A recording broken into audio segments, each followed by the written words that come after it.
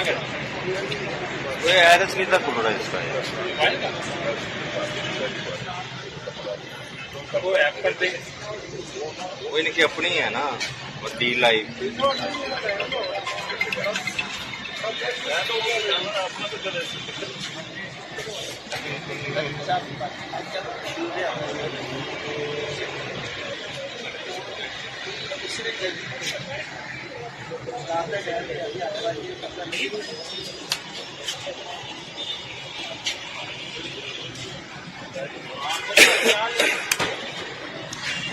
दो घंटे बैठे मैं क्या प्याऊ नहीं चाहिए चक्कर दी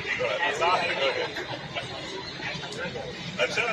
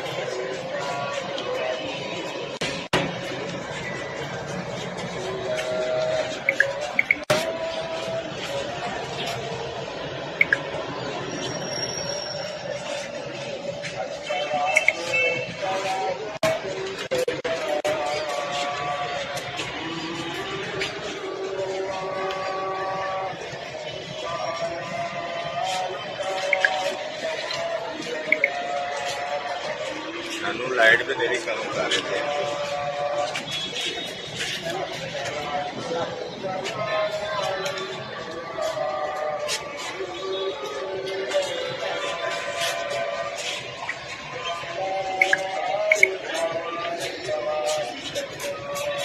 साहब आ जाओ